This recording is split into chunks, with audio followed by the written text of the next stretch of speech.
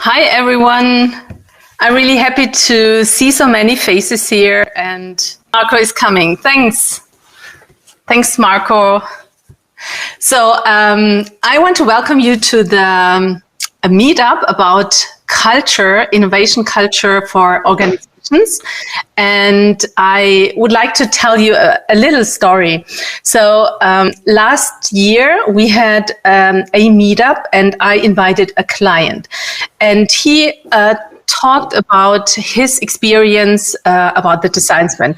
And the design sprint was already, I think, around 1 year that it was already let's say that it ended. And he was talking still after 1 year about a lasting experience, so that it was really sustainable and it changed their way of working, their kind of how they team up together. And I was so happy. And this is also something we really love to have as an outcome or as a value of a design sprint, that you impact the team culture.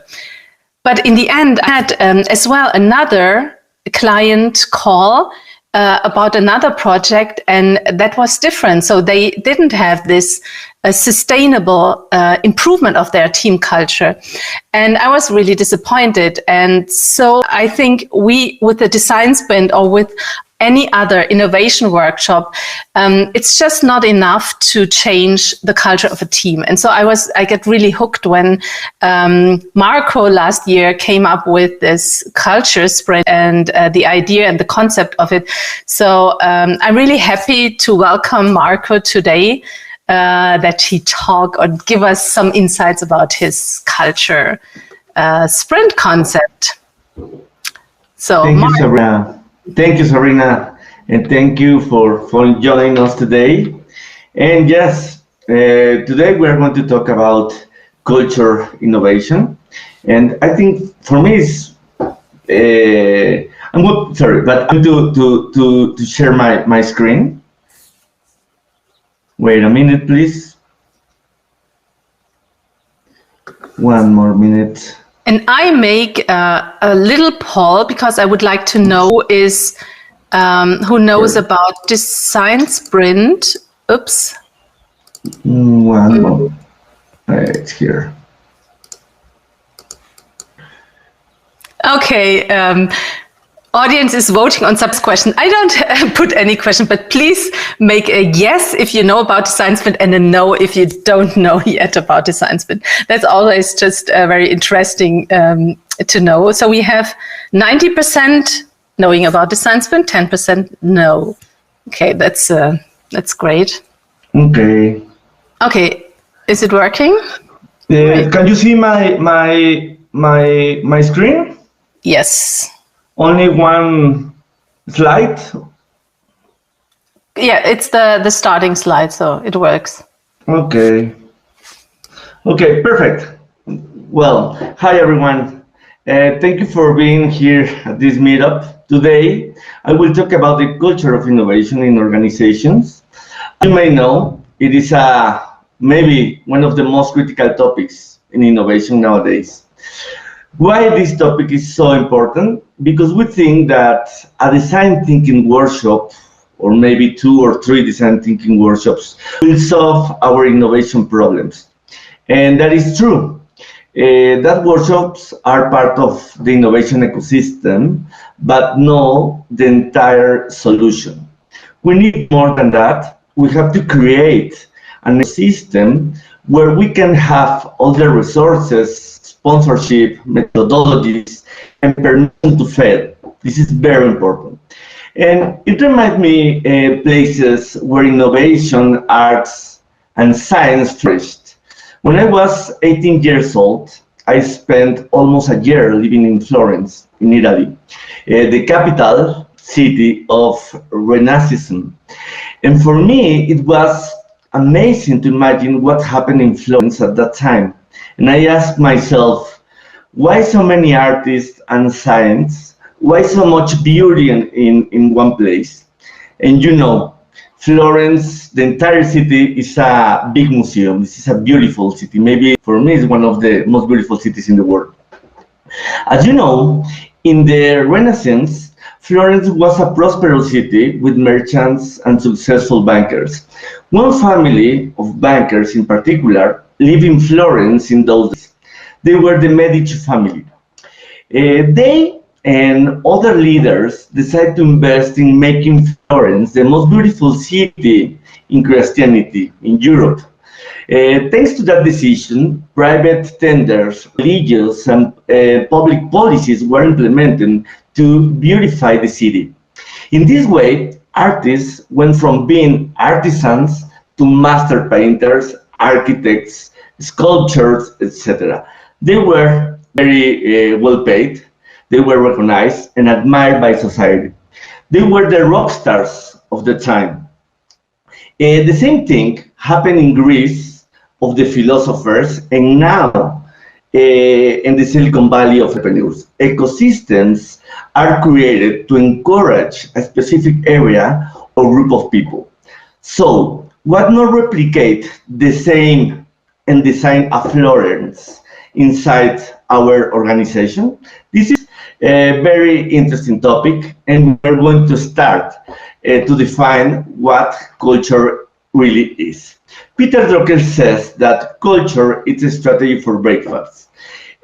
Culture for me is a tacit social order of an organization. It shapes attitudes and behaviors in wide-ranging and durable ways. Culture norms define what is encouraged, discouraged, accepted, or rejected within a room. When properly aligned with personal values, drives, and needs, culture can unleash tremendous amounts of energy towards a shared purpose and foster an organization capacity to thrive. Culture also involves flexibility and autonomously in response to changing opportunities and demands, whereas strategy is typically determined by the C-suite, yes, by executives. Culture can fluidly blend the intention of top leaders with the knowledge and experiences of frontline employees.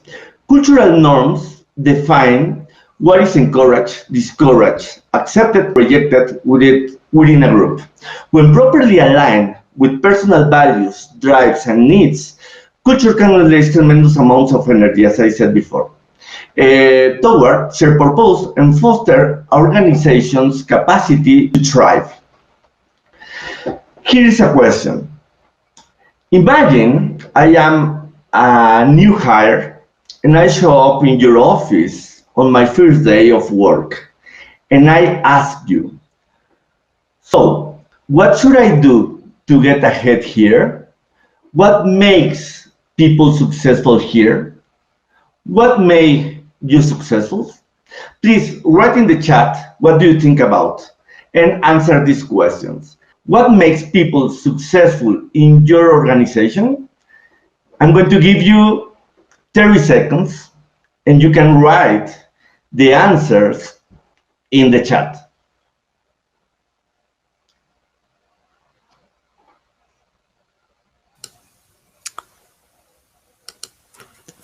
I see following your why and values, resilience, relationships, connections, purpose,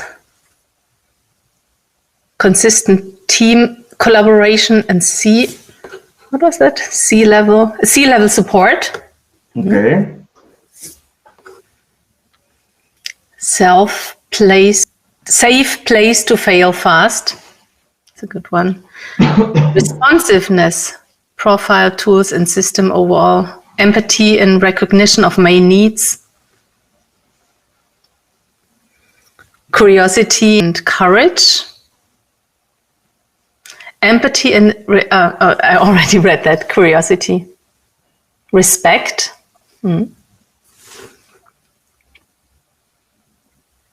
Diversity, having vision.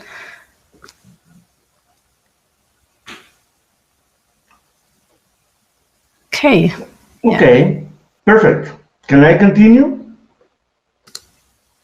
Yeah. Yes. Are you seeing only one slide? Yes, I see only one slide. Perfect. Cool. Okay, once I read an article from Jocelyn Bolsvein, and she said, culture is the behavior you reward and punish. And for me, that's true. Those answers that you were written in the chat are the culture that you have in your organizations, okay? And those answers are the behaviors you reward and you punish, okay? For me, this is what is culture about. Well, culture has four generally accepted attributes. Number one is share. Culture is a group of phenomenon. It's a group phenomenon. It can not exist solely within a single person. The second one is enduring. Culture can direct the thoughts and action of group members over the long term. The next one is pervasive. Culture permeates multiple levels and applies very broadly in an organization. Sometimes it is even conflated with the organization itself. It is manifest in collective behaviors, physical environments, group rituals, this is very important, visible symbols, stories, and legends. Other aspects of culture are unseen, such as mindsets, motivations, unspoken assumptions. And the number four is implicit. An important and often overlooked aspect of culture is that despite its subliminal nature, people are effectively hardwired to recognize and respond to it instinctively. It acts as a kind of silent language. Now, let's see. Here we have the types of culture. We have 8 types of culture. You can see here different styles. For example, purpose, caring, order, safety, authority, results. But I'm going to focus in these 2 ones. Learning and enjoyment. Enjoyment is expressed through fun and excitement. Work environments are light-hearted places where people tend to do what makes them happy. Employees are united by playfulness and stimulation, and leaders emphasize spontaneity and a sense of humor. And the second one is learning. It's characterized by exploration, expansiveness, and creativity. Work environments are initiative and open-minded places where people spark new ideas and explore alternatives. Employees are united by curiosity. Some in the chat, somebody write this, curiosity.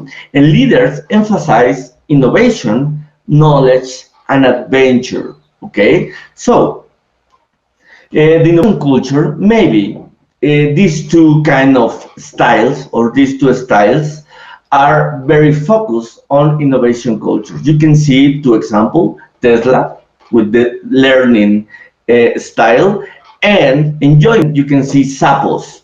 Okay, according to McKinsey, 94% of executives are dissatisfied with their firm's innovation performance.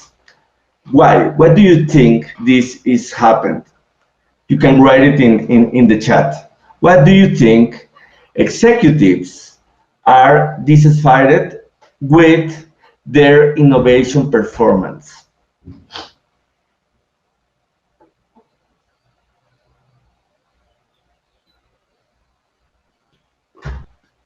Well, according to McKinsey, across industries, one survey after another has found the same thing. Business just are not getting the impact they want, despite all their spending. What is the problem? Why? We believe that is because they have failed to address a huge underlying obstacles. The day-to-day routines and rituals that stifle innovation. Okay? So, the first blocker in innovation, maybe it's our day-to-day routine and rituals that stifle innovation. Okay, leaders need to identify innovation blockers and neutralize them with some interventions. For example, collective behaviors, physical and digital environments, rituals, and symbols. These four are part of these blockers, and we have to identify them. It is very important. Maybe we can try to identify with an assessment. Later, we can see, or you can see, and you can answer an assessment that I designed, and you can get those results and see where are those blockers. This concept, intentionality, is maybe one of the most important concepts when we try to design a culture of innovation. It's what behaviors do you want to see, and what behaviors do you want to change inside your organization. And you can design with this intentionality your next culture of innovation, okay? And there is a very interesting tool that was developed by Strategyzer, and this is the culture map. The culture map, it's a tool that helps systematically and intentionally to design great corporate cultures. You can use the culture map not only to design or for design innovation cultures. You can create great, in general, corporate cultures. Here is the tool. The first step is to map your current culture of innovation and then design the desired one. It's very important, as I mentioned before, to identify behaviors and innovation blockers through an assessment, and here you can have it. Sabrina, maybe we can show them the link or share the link of our assessment. Okay. Yeah, it's also on the board, but I will share that here in the chat. Okay. I shared it in the chat. Here is our assessment of innovation culture. You can see here a lot of things that you have to answer about innovation inside your organizations. Okay, it's very, very important to do this assessment before you want to try to design and map your current culture of innovation inside your organization. Okay, perfect. So here is an example. For the best practices, you have to start with the row number 2. Okay, I'm going to show you the example. Well, here in the culture map, you're going to answer 3 main questions. The first one is outcomes. What are your big outcomes that you want to get? The second one is the behaviors. What behaviors you are seeing in your team and also in your company, and also what behaviors you want to change. And the third one is enablers and blockers. You have to identify what are the blockers and what are the enablers that allow you to develop a very great innovation culture inside your organizations. And here there is an example. For best practices, you have to start with the row number 2, with the behaviors. First, you have to identify these behaviors. Here's an example. For example, we reward experiments, we celebrate learning from failure, and collaborative execution and innovation. Then you can write your outcome. Okay, what you want to see. I want to be, for example, a modern company, a company designed for the future. And then you have to first identify and then design some blockers and enablers. For example, here I write 3 of them. Agile process.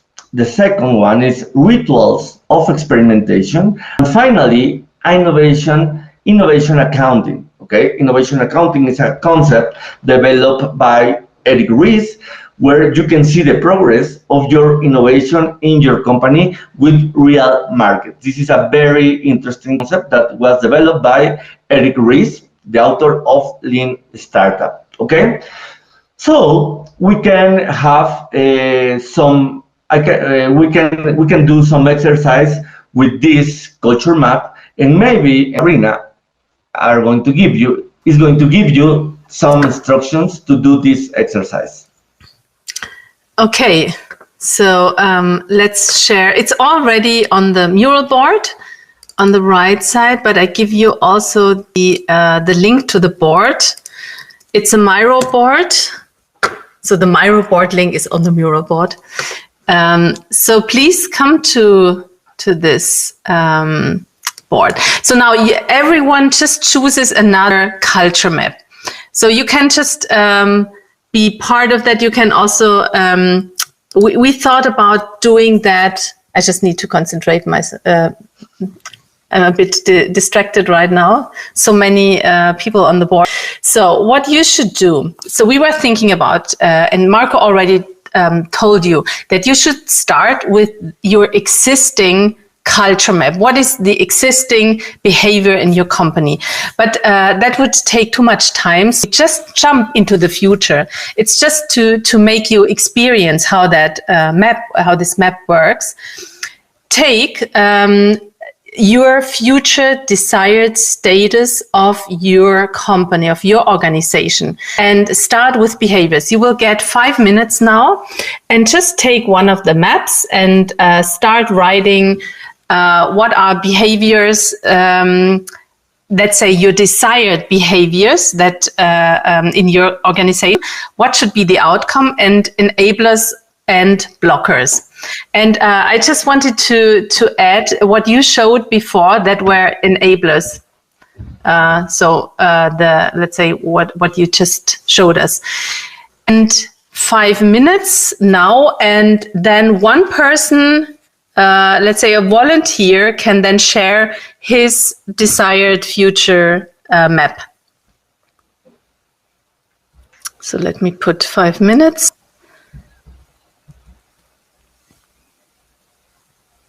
Okay, 5 minutes are running now.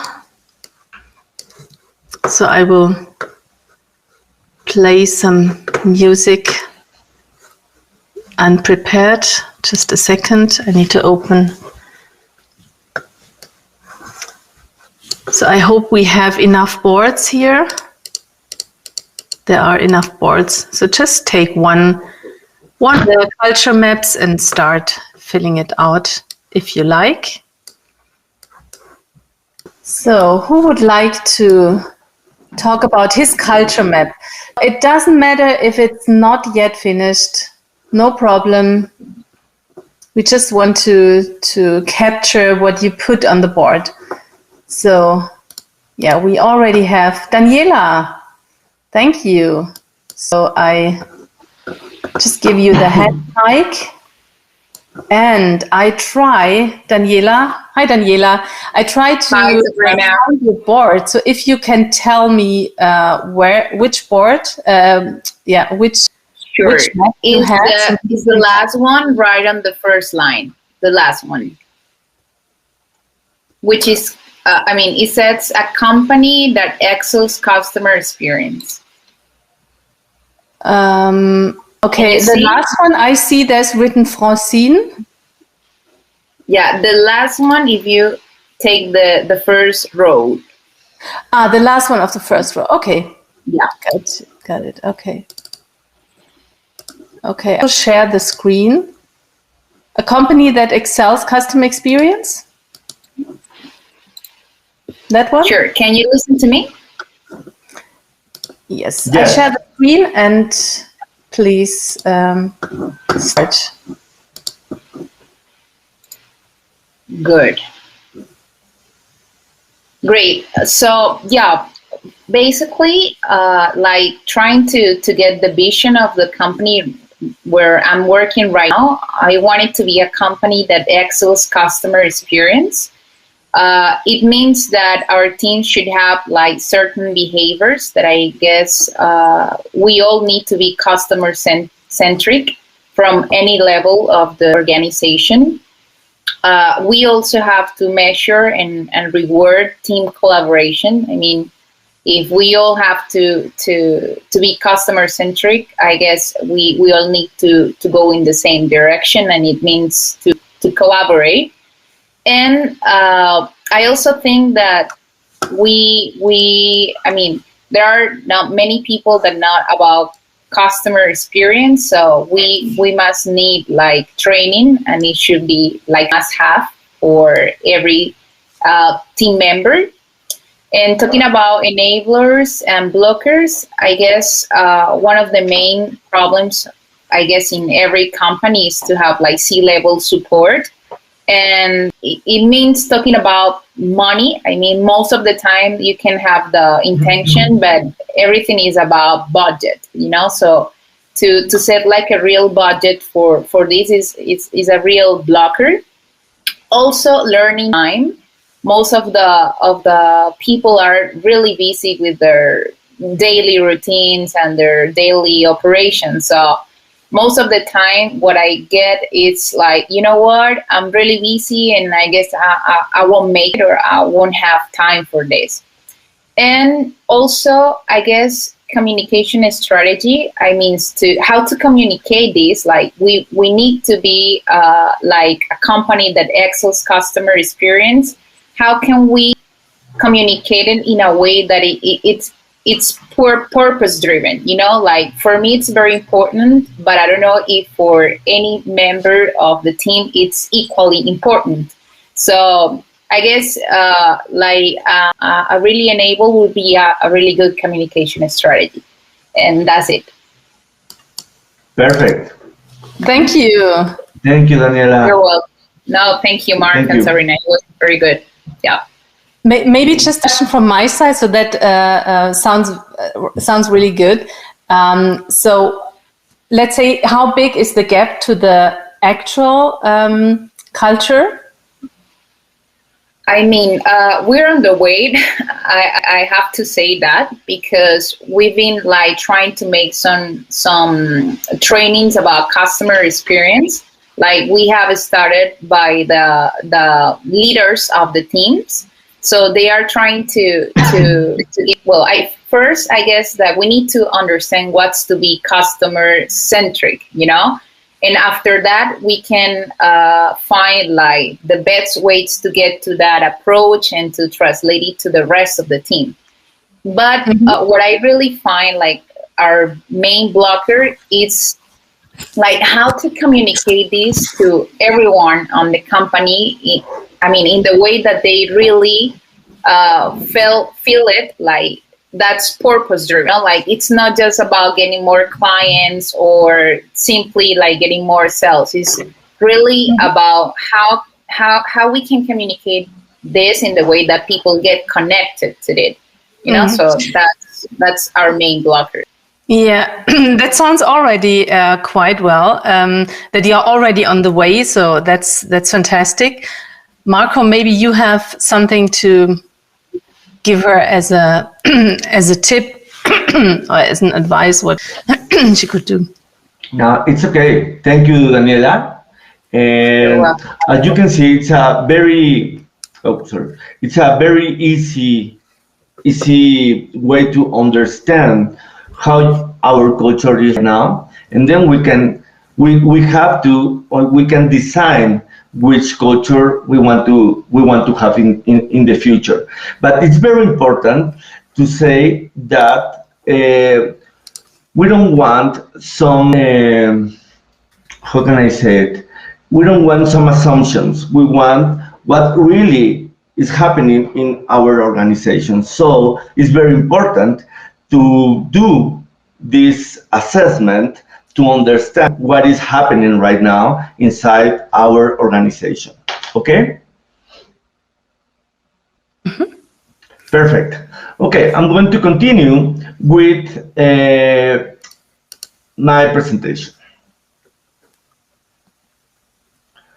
Perfect. Well, So the second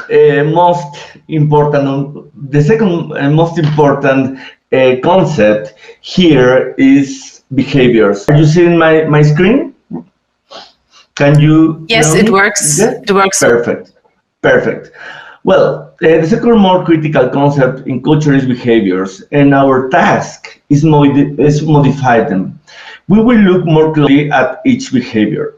A culture of innovation is one of in which the behavior that drive innovation success come naturally, without thinking. It's just the way work gets done. And this is very important because it's the same when we're talking about habits. When we define a habit, it's something that our brain is not thinking. It's just the way. Yes, it comes naturally. It comes in automatic pilot. And here are maybe the most important behaviors on innovation. The first one is to be curious. Here, you have to question the status quo and look for different ways to do things. The second one is to be customer obsessed. Be curious and seek to understand what your customer or your colleague is looking to get done. What is their job to be done? This is very important concept. The third one is to be collaborative. Bring together different perspectives, ideas, and analogies. Innovation magic typically happens at the intersections. When you combine different concepts, this is very important. The fourth one is being adept in ambiguity. And the fifth one is to be empowered. Innovation is something different. Getting something done. Go from an idea on paper to an idea in reality. Well, we are going to see this concept that is called beans.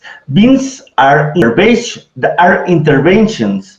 This concept is an acronym for behavior enablers, artifacts, and nudges. This is something a very interesting thing, because here we will design some organizational habits, So we have to create or design behavior enablers that are tools or processes that make it easier for people to do something different.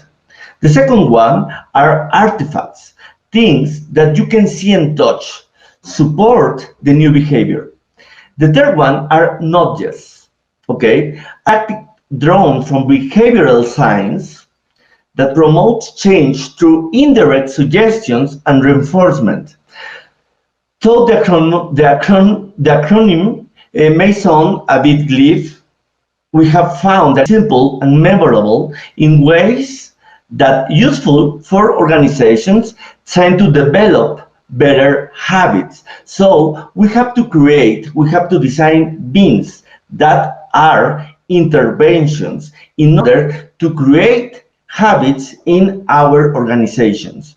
Here there is a quote from James Clear from his book Atomic Habits, and he says that the process of building habits is in fact a process to become yourself.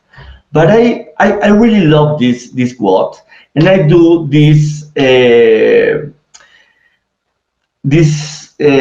analogy with companies, and it's the process of building habits is in fact a process to become the organization you will want to be. Okay. Marco, a question: do you still want to share the screen? Because you don't share anymore. Sorry, I thought I was sharing the screen. No problem. Sorry. I thought it's maybe on purpose, but Mauri already asked, so I thought I asked. Sorry. I'm really sorry. Yeah, no problem. Okay. Okay, yes. Okay, here you can see the beans, behavior enablers, artifacts, and nudges, okay? And the other slide is this. The process of building habits is in fact a process to become yourself. But I do this analogy. The process of building habits is in fact a process to become the organization you will want to be. It's exactly the same. It's where you want to see your organization in the future. Okay, let's go to this very important part of this presentation, the process of habit. Generally speaking, there is three parts of a habit, The first one is a spark, or is a trigger. The second one, it's a routine, it's the habit itself. And the third one, it's a reward and celebration. Maybe these are the three main parts of this creation of a habit, okay? Now, we're going to see some examples of how companies use beans inside their organizations to create some organizational habits. Okay, let's start with this one. Tea time by IDEO. A few years ago, at IDEO, you know, IDEO, this firm, this innovation firm in USA, and a few years at IDEO, people were working extremely hard and focusing solely on getting their own work done. But leadership understood that creative cultures need to support behaviors of collaboration. There was a need for folks to look up from their own work to help one another out. So, the studio's leadership set out to design a ritual to amplify collaboration and catalyze creativity without damaging people's focus. Nowadays, they have a ritual called tea time.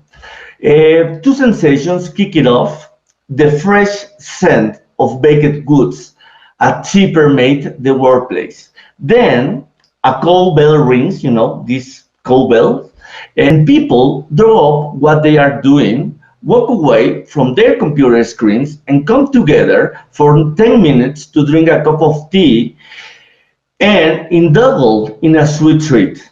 Here is the trick. The magic of tea time exists in what they call casual collisions. This is a very important concept. And it's when people from IDEO working on different projects or in different areas cross paths and share what they're working on, what inspired them mostly.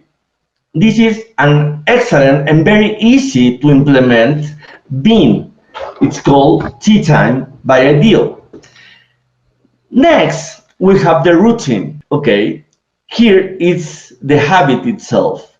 And here I was doing some research and I found the FOC behavior model. And this model shows that three elements must converge at the same moment for a behavior to occur. And these three elements are motivation, ability, and a prompt. A prompt is something like a trigger or something like that. When a behavior does not occur, at least one of those three elements is missing. As a summary, the more motivated you are to do a behavior, the more likely you are to do the behavior. The harder a behavior is to do, the less likely you are to do it. The easier a behavior is to do, the more likely the behavior will become a habit. Motivation and ability, as you can see in the graph, work together like teammates. And finally, no behavior happens without a prompt. So, if you want to design a bean in your organization, you have to create, you have to motivate people, and you have to give them the ability to do something very, very easy. Okay? I'm going to give you another example of beans in organization, or this kind of rituals inside the organization. And this company is called Automatic. Automatic is the company behind WordPress.com, WooCommerce, Jetpack, SimpleNote, CrowdSignal, Tumblr, and more. And Automatic is a distributed company with more than 1,500 employees in 80 countries, speaking more than 100 different languages. But if you see to their website, you can feel and you can breathe their innovation culture. It's very easy to understand what are they doing and how they are doing. And they have this grid, and the automatic grid is I will never stop learning. Remember that Automatic is a distributed company around the world, and I'm going to focus in the blood font, and it says, I will communicate as much as possible because it is the oxygen of a distributed company. Tell me, what behaviors they want to see in which enablers they want to promote. If you can write it in the chat, it's okay. Which behaviors they want to promote in their company, in their distributed company, sorry. You can see in here, in this slide, how they communicate. And you can see the number of messages in this week, and they have a lot of communication channels. They use Slack, they use posts, they use comments, and they use a lot of channels to communicate each other. Remember, they are a distributed company. They need to innovate as a remote team. And it's very important communications. They designed this grid. This is a poster that they designed, and this is an artifact, as I mentioned before. This is an artifact they designed, and it was a poster, and they use it as a wallpaper on their computers. So you need rituals, you need artifacts, you need behavior enablers, and also you need some nudges to be really innovative organization. Okay, they have a lot of beans related with communication. They say it in their grid. I will communicate as much as possible because it is the oxygen of a distributed company. So communication is very important. So they create a lot of beans, a lot of rituals. They use tools to socialize as a distributed team. In a collocated workplace, social interaction happens frequently and naturally. A quick conversation about weekends plans around a coffee maker, a few colleagues grabbing lunch together in the break room, a simple wave hello as a teammate walks by. These interactions build and strengthen the collegial relationship that we all need to feel good about logging on every day and to do our best work.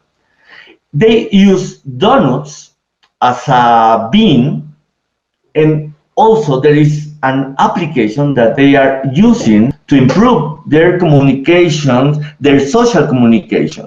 That is this donut. It's a very nice app that works alongside a Slack channel at specific intervals. It's something like a Tinder, okay, but inside your organization. You can see which teammates are in the app, and then you click you have a blind date, if I can say it, and then you can have a social contact with your teammates around the world. You can meet people from around the world that work with you in the same company. And this is very interesting way to socialize as a distributed team. And this is a very good example of how a very innovative company that is Automatic help their employees to have social communications between people and teams. And here is the app that you can use it. There is another example. I really love this company. I really love Basecamp. Basecamp is a project management tech company, and they designed a bean called Everyone on Support. And once every month or two, everyone in Basecamp is called upon to do a support shift, talking directly to customers all day helps the team realize what's wrong, what's right, and what's utterly confusing about Basecamp. This is a great bean to develop empathy with their employees and understand with the job to be done methodology, because in Basecamp they love jobs to be done. It's a great company, and they can understand what is wrong and what is right with customers. This is a great bean too. And the third part of the process of a habit is the reward and celebration. And habit works, that, for example, our brain works automatically because our brain knows the reward, because our brain knows the celebration when you are doing some action, you know. And here we have a very good example. It's a very well-known bean. The hackathon was created by Facebook. Maybe once per month or 2 months, people get reunited in, I don't know, maybe in one restaurant or in one classroom, I don't know, and they work together all night long with a partner. They develop new things about their company. For example, in one hackathon was developed the like button, for example. And what is the reward? They give a pitch about their innovation, and then there are some people who choose the best ideas, and maybe if in that one start the validation process of an idea, and the ideas who passes all the experimentation process and get validated, they maybe become a reality. And this is the reward. Your idea become a real thing. Well, you have to take into account these 4 things: the motivation of employees, the physical and digital environments, the leadership is very important, and also symbols and artifacts. And then you can design these beans, and you can use this well-known question, the how might we question, and you have to ask, how might we raise the motivation to innovate in our organization? How might we improve the skills and tools of our collaborators? How might we create the right sparks that triggers the desired behaviors? How might we create new routines or daily ceremonies to generate habits of innovation to adopt fun and original? How might we design rewards and celebrations? How might we design an innovation ecosystem in the organizations? So the thing here is that we have to create ecosystems inside our organization. One workshop is not enough to create innovation in our companies. We have to develop habits, because when the people face some problems, they automatically have to know how to solve that kind of problems. And for me, I use always this analogy. Creating a culture of innovation is like putting a 1-year-old baby to sleep. The outcome is free time at night from parents and healthy habits for the baby. The behaviors is easy to fall asleep and fall asleep early. You have to eliminate sleep blockers. Oops, sorry. I think I moved my sorry. Where is my presentation? Sorry. No problem. I okay. love the analogy. It's here. Okay, you have to eliminate the sleep blockers. For example, oh, where is my presentation again? Are you seeing the presentation? Yes, now yeah, we see it. Sorry. Okay, yes, you have to eliminate the sleep blockers. For example, turn off the lights. You have to turn off the television, and you have to develop or design enablers. Take your baby a hot bath before bed, give them milk, and read a story. You have to create or design this ecosystem to create innovation, and you can breathe innovation when you're walking inside your company. Okay? Well, I'm finished my presentation. I don't know if you have some questions about it. Thank you so much. I really love the analogy with the sleeping baby. I can relate to that so much. So yes. If you have any questions, you can either put them into the chat here, or you can also just raise your hand and come on stage and ask your question. So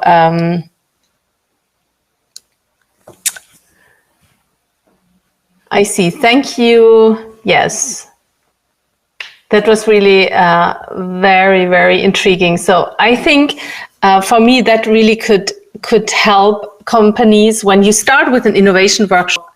If this is a design sprint or something, or another innovation workshop, you just can then add on this kind of sprint, or it's maybe you can give us a bit, maybe we can talk about how you can frame that, because we were talking about that already. So it's not like a 2-hour sprint. It's maybe like a 8-hour.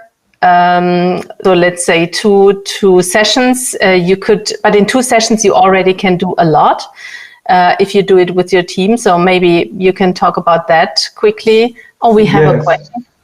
Yes, yeah. It's very important, as I mentioned before, that firstly we have to do this assessment. We have to understand our current culture, our current culture. Then we have to decide which behaviors we want to change, which behaviors we want to modify.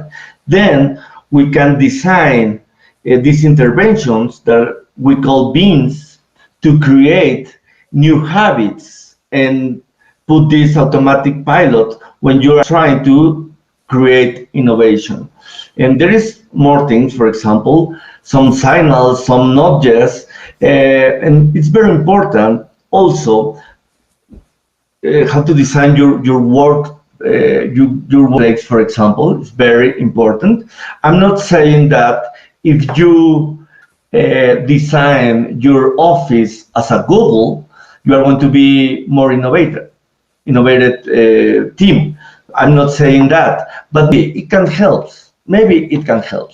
Maybe it's more, it's a better place to work, for example. Maybe it's it's more a very inspiring place to work. So if you design all those things, maybe you are going to be closer to innovate inside your company. Mani, do you want to come on stage? You just posted a question, and Daniela also posted a question. Okay. Daniela, do you want to come on stage? So I just asked the question from Daniela. I don't see her hand. So how do you get buy-in from C-level members?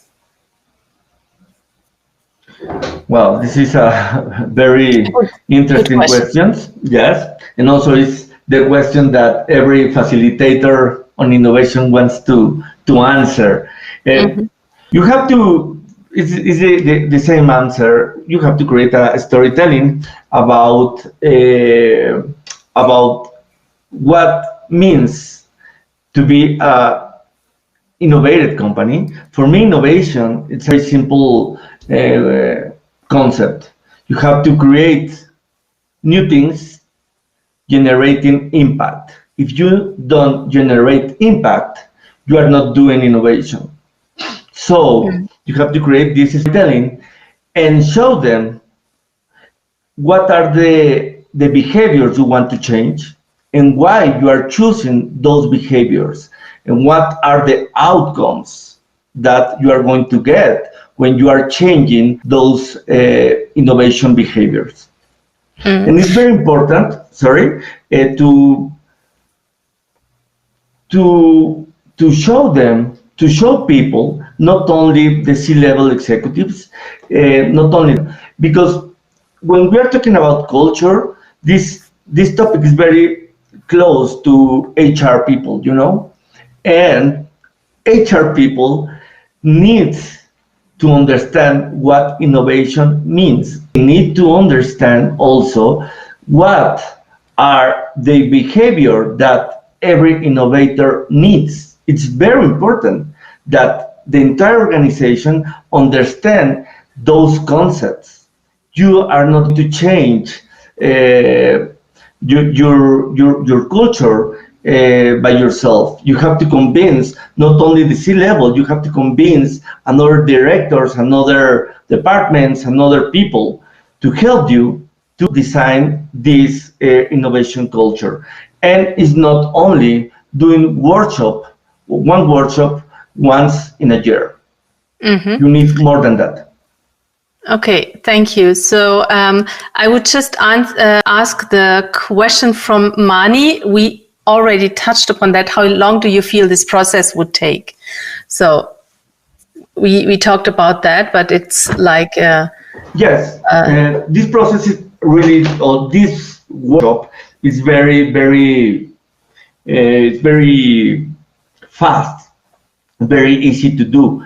But maybe you have to think, you have to do some task before the workshop, because you have to identify those blockers. This is very, very important. You have to identify those innovation blockers. And then, as I told you, you have to do an assessment. You have to talk with people inside your organization and see facts that are happening inside your company. Then maybe in 2 days you can do these exercises.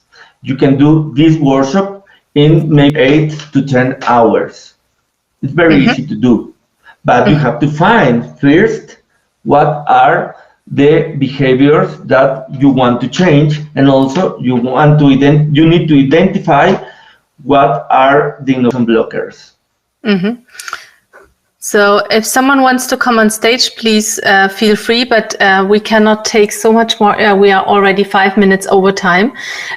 So I have another one from Luis. What's the key to gather a great innovation team? How do we find them? Since we want people to be aligned with our values and will fit with the culture inside the organization. I think you don't look for people outside of the company. It's all about the people inside the company. I don't know if you just... Yeah, there is both. Because maybe you have people inside your organization. There is an excellent book that you can read. It's called DNA, Innovation DNA. Innovation DNA was written by Clayton Christensen. And in that book, you can find 5 skills that your team needs to develop to become an innovation team. You can read that book. It's a very nice lecture. I will put it on the board, so thank you. And Alina is asking, Alina, if you want to come on stage, please raise your hand. I already asked your questions. Thanks for the presentation, Marco. Could you please give us one or two more concrete examples for rituals and nudges that require little investment and that trigger innovation? Yes, and there is a very famous ritual at Google. It's called 70, 20, and 10. This ritual was designed because people in Google said that they didn't have time to innovate because they were focused on a daily tasks, you know. So they create this bean, this intervention, and now the bean is called 70, 20, 10. They spend 70% of their time working in a daily task. The other 20%, they work developing new ideas. And the last 10%, they spend their time experimenting those ideas. So this is a very easy bean to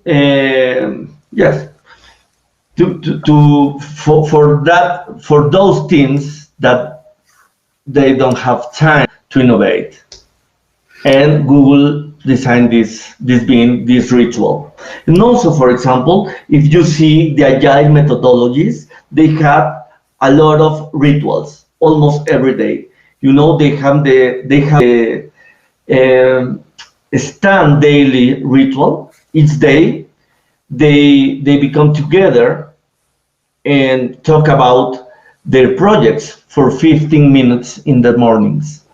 Okay, a lot. We have a lot of examples of beans. I just move forward a bit quickly. So we have still I would like to give you the time to answer two questions, maybe 1 minute for each question, and then we can move to the tables. Maybe you need also 2 minutes, but anyway. So Carsten is asking, you offer a culture sprint? Yes, we do. What do you cover there? Could you give a high-level answer? Sorry, I can't hear you.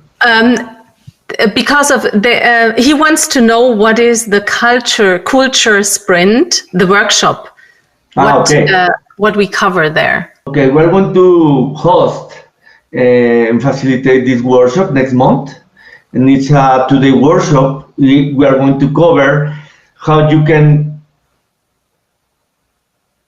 can you use our assessment to identify your behaviors or your blockers of innovation, and also you are going to learn how to design beans, how to apply those design thinking techniques, designing new cultures, new innovation cultures.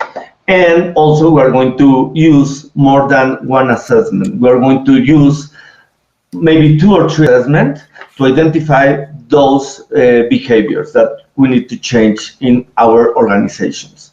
This is going to be a very fun workshop. It's a 2-day workshop next month.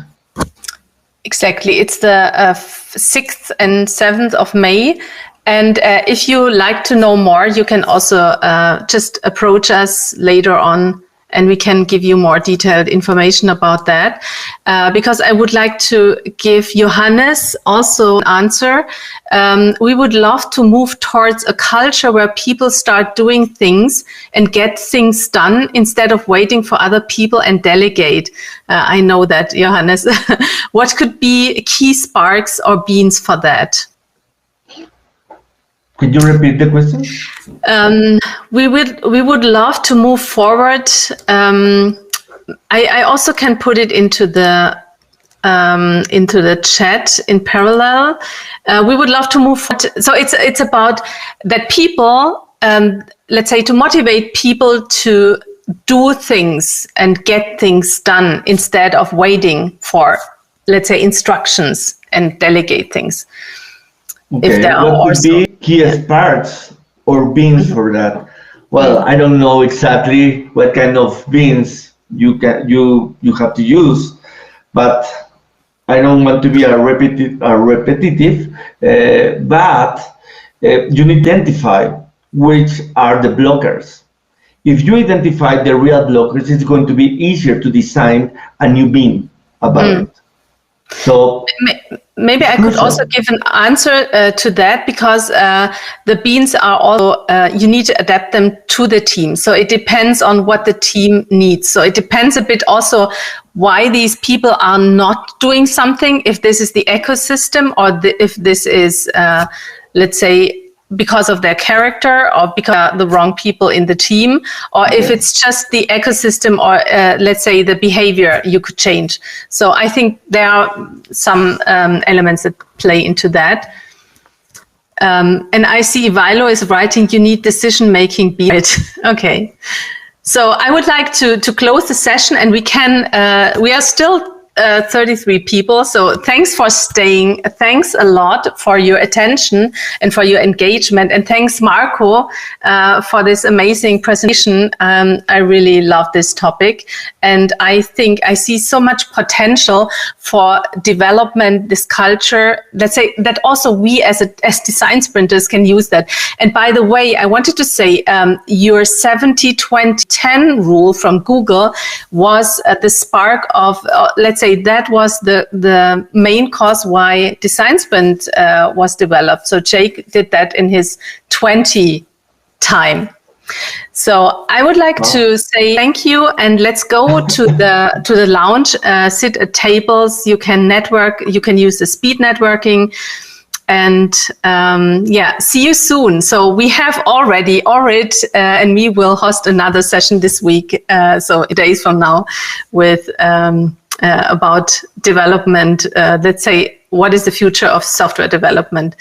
Okay, so I would like to say bye-bye and see you in the lounge. Thank you. Ciao. Thank you.